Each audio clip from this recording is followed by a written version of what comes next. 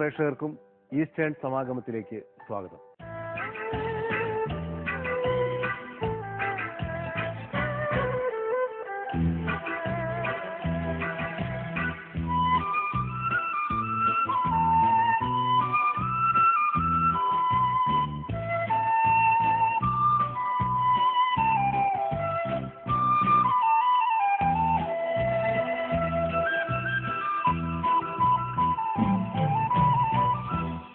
ആറ് പതിറ്റാണ്ടോളം നാടകരംഗത്തും 4 പതിറ്റാണ്ടായി സിനിമയിലും പകരം വെക്കാനില്ലാത്ത അനിഷേധ്യ നടൻ.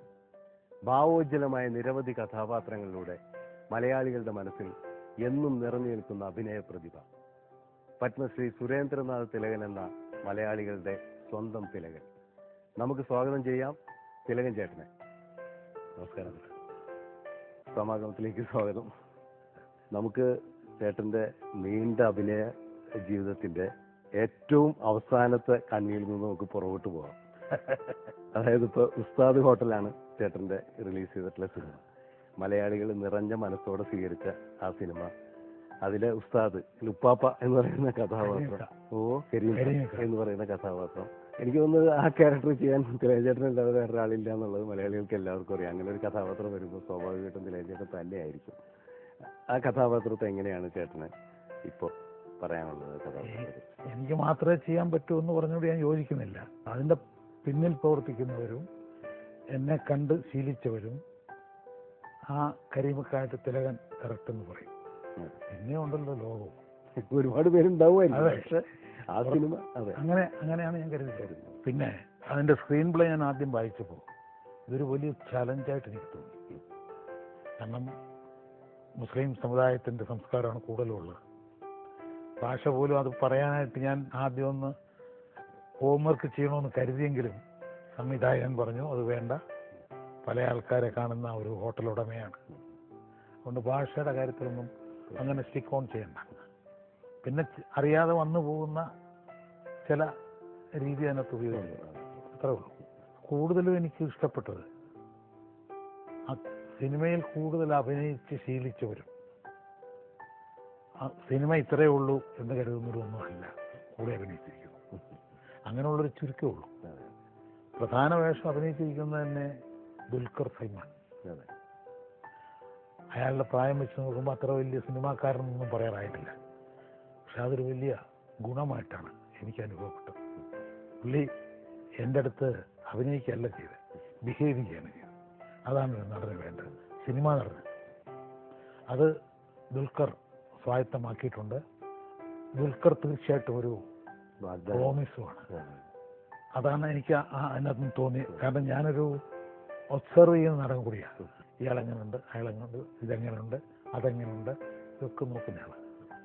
പിന്നെ അഭിനയിക്കാൻ ഞാനും ശ്രമിച്ചിട്ടില്ല. ഞാനും അതിൽ ബിഹേവ് ചെയ്യാനാണ് ശ്രമിച്ചത്.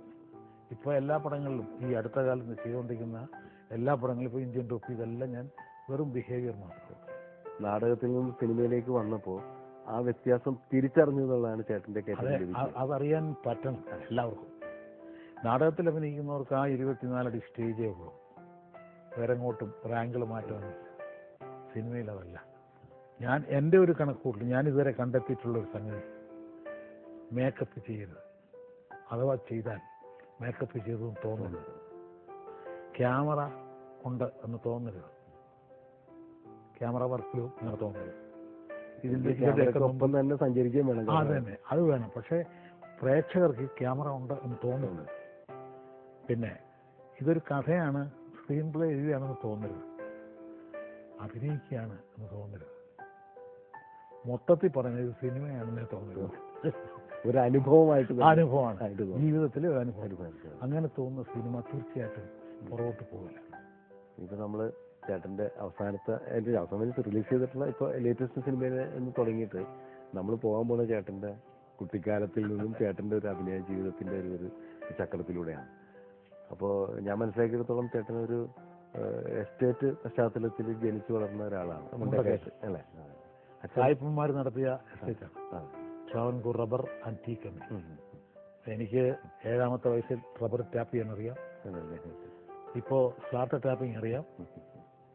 ഏണി വെച്ച് കയറി തെക്ക് വെട്ടാൻ ആ റബ്ബറിൻ്റെ പണികളിലെല്ലാം അറിയാം, ലൈൻ അടിക്കാൻ അറിയാം, റബ്ബർ കുഴിയെടുക്കാൻ, ഇതൊക്കെ ഞാൻ അന്ന് പഠിച്ചിരുന്നു. പക്ഷേ ഈ മുണ്ടക്കയം എന്ന് പറയുന്ന സ്ഥലത്ത് കലാപരമായ യാതൊരു പ്രവർത്തനവും ഉണ്ടായിട്ടില്ല, ഉണ്ടാകാൻ ബുദ്ധിമുട്ടുണ്ട്. അപ്പോൾ അങ്ങനെ ആ സാഹചര്യത്തിലാണ് ഞാൻ വളർന്നതും. അവിടെ ഞാനൊരു നാടക സമിതി ഉണ്ടാക്കി, മുണ്ടക്കയം നാടക കലാസമിതി, എൻ്റെ സുഹൃത്തുക്കളെയൊക്കെ സംഘടിപ്പിച്ചു. അങ്ങനെയാണ് ആദ്യത്തെ നാടകം പ്രൊഫഷണലായിട്ട് ഞാൻ അഭിനയിക്കുന്നത്. അതിന് മുമ്പ് 2ാം ക്ലാസ്സിൽ പഠിക്കുമ്പോൾ എൻ്റെ ആശാട്ടി എനിക്കൊരു നാടകം എഴുതി എന്നെ കൊണ്ട് അഭിനയിപ്പിച്ചിട്ടുണ്ട്. അന്നേ ഞാൻ ഈ പ്രേക്ഷകരുടെ ഈ അഭിനേതാവിനെ കാണാനുള്ളൊരു വ്യഗ്രത ഉണ്ടല്ലോ, അത് മനസ്സിലാക്കി. കാരണം ഞാൻ 2ാം ക്ലാസ്സിൽ പഠിക്കുമ്പോൾ അവിടെ നിന്ന് താരം ജനിച്ചു. അവിടെ താരം ജനിക്കുകയും ഞാൻ അഭിനയിച്ചത് ഇഷ്ടപ്പെട്ടിട്ട് ആശാട്ടി എന്നെ കെട്ടിപ്പിടിക്കുകയും ഉമ്മ തരികയും അവരുടെ കണ്ണു നിറഞ്ഞ് കണ്ണുനീര് നെഞ്ചത്ത് വീഴുകയും. അപ്പം അതെന്തുകൊണ്ടാണ് ആ കണ്ണുനീരെന്ന് ഞാൻ ചോദിച്ചു. സന്തോഷം കൊണ്ടാടാ എന്നാണ് അവർ പറഞ്ഞത്. അപ്പം അങ്ങനെയുണ്ടൊരു വികാരം. ഒരു പക്ഷേ അച്ഛനെ ധിക്കരിച്ചുകൊണ്ടായിരിക്കുമല്ലോ അന്ന് നാടകത്തിലേക്ക് അഭിനയിക്കുകയൊക്കെ ചെയ്തിട്ടുണ്ടാവും. അപ്പോൾ ഒരു നിഷേധഭാവം അച്ഛന് താല്പര്യമുണ്ടായിരുന്നു. അച്ഛനെ ഒളിച്ചിട്ട് അച്ഛനറിയാതെ. പക്ഷെ അച്ഛനൊരു നാടക പ്രേമിയായിരുന്നു. ഞാൻ പോകുന്നതിലൊക്കെ പുള്ളിക്ക് എതിരുണ്ടായിരുന്നെങ്കിൽ പോലും പറഞ്ഞിട്ടില്ല. എതിരുണ്ടായത് ഞാൻ പഠിക്കാൻ പുറകോട്ടാകുമോ, നാടകത്തിന്റെ പുറകെ പോയിട്ട് പഠനത്തിന് അതിന് വഴക്ക് പറയും. സത്യത്തിൽ എനിക്ക് ഈ ലോകത്ത് പേടിയുണ്ടായിരുന്നൊരു മനുഷ്യൻ അദ്ദേഹം മാത്രമാണ്. വേറെ ആരും എനിക്ക് പേടി ഇപ്പോഴും. അങ്ങനെ ഒരുപാട് കാര്യം. ഞാൻ ഈ വയലാർ രാമവർമ്മ എന്ന് പറഞ്ഞ മനുഷ്യനെ അറിയുന്ന അങ്ങനെയാണ്. അച്ഛൻ വീട്ടിൽ വന്നാൽ രാത്രി കുളിക്കാൻ പോകുന്നത് ഞാനും എൻ്റെ മൂത്ത പെങ്ങളും ഇരുന്ന് പഠിക്കുന്ന മുറിയിൽ കൂടെ ടോയ്ലറ്റിനകത്തേക്ക് പോകും, തിരിച്ചിങ്ങോട്ട്. അപ്പോൾ പുള്ളി കെയർ ചെയ്യുന്ന ഒരൊറ്റ ടൈമോടാണ്. അപ്പോൾ ഞാൻ അങ്ങനെ ഒരു ദിവസം അച്ഛൻ പുറയിൽ നിന്ന് വരുന്ന കാൽപ്പെരുമാറ്റം കേട്ടിട്ട് അവിടെ ഇരുന്ന പുസ്തകം ഓർത്തു. അതൊരു വിശേഷ അത്ഭുതമായിരുന്നു. എന്നിട്ട് അങ്ങനെ നോക്കിക്കൊണ്ടിരുന്നു. അച്ഛൻ അത് നോക്കിയില്ല. പുള്ളി വായിക്കാമെന്ന് മനസ്സിലാക്കി പോയി. തിരിച്ചു അച്ഛൻ പോയി. ഞാൻ രക്ഷപ്പെട്ടു. പക്ഷെ ഞാൻ ആ വായിക്കാനെടുത്ത് തുറന്നത് ഒരു കവിതയായിരുന്നു. ഞാൻ നോക്കിയപ്പോൾ കൊടികൾ മാറുകയാണ്. ചുമ്മാ കുറച്ചേ ഉള്ളൂ, ഒരു പേജേ ഉള്ളൂ. ഞാനത് ഇങ്ങനെ വായിച്ചപ്പോൾ, നാൽക്കവലയിലെ തയ്യക്കടയിൽ ചാക്കോ മേസ്തിരി തയ്ക്കുന്നു, കൊടികൾ ത്രിവർണ്ണ കൊടികൾ, അങ്ങനെയാണ് തുടങ്ങുക. അത് ഞാൻ താഴോട്ട് വായിച്ചു. അതേ തയ്യക്കടയിൽ തന്നെ ഒരാഴ്ച കഴിഞ്ഞപ്പോൾ, കുറേ നാൾ കഴിഞ്ഞപ്പോൾ കുറേ ആൾക്കാർ കയറി വന്നു, ത്രിവർണ്ണക്കൊടി വേണമെന്ന്. അങ്ങനെ അയാൾ തയ്ച്ചു കൊടുത്തു.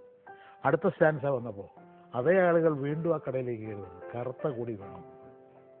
അതും എന്തിനാന്ന് ചോദിച്ചു. കറുത്ത കൊടി അത് നേതാക്കൾ നാളെ ഇവിടെ വരുന്നുണ്ട്, അവരുടെ മുമ്പിൽ കാണിക്കാൻ. വെച്ചാൽ ത്രിവർണ്ണ നേതാക്കന്മാർ വരുമ്പോൾ അവർക്കെതിരെ കാണിക്കാനാണ്. തയ്ച്ചു കൊടുത്തു. അത് കഴിഞ്ഞ് പിന്നെയും കുറേ നാൾ കഴിഞ്ഞപ്പോൾ അതേ ചെറുപ്പക്കാർ വീണ്ടും കയറി വരുന്നു. അതേ ചെറുപ്പക്കാരാണ്. ചുവന്ന കൊടി വേണം, ചെങ്കൊടി. അണ്ണ ചാക്കോ മേസ്തിരി ഒന്ന് മങ്ങി മുഖം.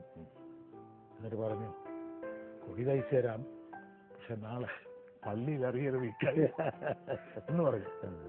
എനിക്ക് വളരെ രസം. അപ്പൊ അയാൾ കൊടി തയ്ച്ചു തരാന്ന് പറയുന്നുണ്ട്, പക്ഷെ പള്ളിക്കാരറിയരുത്. ആഭിമുഖ്യമുണ്ട് അതിനോട്, പക്ഷേ അറിയരുത്. അപ്പൊ ഞാൻ മനസ്സിലാക്കിയത് കമ്മ്യൂണിസത്തിന്റെ വരവാണ്. താഴെ നോക്കിയത് ആരാ എഴുതിയിരിക്കുന്നത്? വയലാർ രാമവർമ്മ. ഒരു പടമുണ്ട്, ഒരു കൊച്ചു പയ്യൻ്റെ. അങ്ങനെയാണ് വയലാറിനെ ഞാൻ ആദ്യം അറിയുന്നത്. അപ്പോൾ അച്ഛനെ ഒളിച്ചുകൊണ്ടാണ് അത് അറിഞ്ഞത്. അല്ലെങ്കിൽ ഞാനിത് വായിക്കുമൊന്നുമില്ല. അപ്പം അങ്ങനെ അത് ഒരുപക്ഷെ എൻ്റെ കലാപരമായ വളർച്ചയ്ക്ക് ഒരു തുടക്കമായെന്ന് വേണേൽ പറയാം. 56 ഞാൻ ആദ്യമായി ഈ പ്രൊഫഷണൽ നാടകത്തിൽ പുറത്തോട്ട് വരുന്നത്. അപ്പോൾ അന്നത്തെ കാലഘട്ടം എന്ന് പറയുന്നത് കലയുടെ വസന്തകാലമാണ്. 52 നിങ്ങൾ എന്നെ കമ്മ്യൂണിസ്റ്റാക്കി നാടകം ഇറങ്ങുന്നത്. അതുവരെ കണ്ടിട്ടുള്ള നാടകങ്ങളെല്ലാം ഈ രാജാവും മന്ത്രിയും ഭയങ്കര ഡയലോഗ്സും ഒരു പ്രത്യേക ടോണിലുള്ള പ്രസൻറ്റേഷനൊക്കെയാണ്. മനുഷ്യൻ വർത്തമാനം പറയുന്ന പോലെയും ചെറിയ ഡയലോഗ്സും ഒക്കെ കണ്ടത് ഈ കമ്മ്യൂണിസ്റ്റ്. തമ്പ്ര ഒരു 2 തേങ്ങ എടുത്തോട്ടെ, ഇട്ട് തിന്നോട്ടെ. ഇട്ട് തിന്നോ, പക്ഷെ ഓർമ്മ വേണം പെണ്ണോടാ. അതിനകത്ത് ആ വ്യംഗ്യം. അപ്പം ഇതൊക്കെ നമ്മളെ വല്ലാതെ ആകർഷിച്ചു. അത് ഏതാണ്ട് കലയുടെ വസന്തകാലം ഇപ്പം പറയാം. തീർച്ചയായിട്ടും ഇപ്പം അങ്ങനെയുള്ള നാടകങ്ങളോ അങ്ങനെയുള്ള രചനയോ ഒന്നും കാണുന്നില്ല. പിന്നെ വന്ന് ഈ ഉസ്താദ് ഹോട്ടലിൽ വന്നപ്പോഴാണ്, അല്ലെങ്കിൽ കിരീടത്തിൽ വന്നപ്പോഴൊക്കെയാണ് അത് കണ്ടത്. നല്ല രചനകൾ കണ്ടു തുടങ്ങിയത്, നല്ല ക്യാരക്ടേഴ്സിനായി കണ്ടു തുടങ്ങിയത്.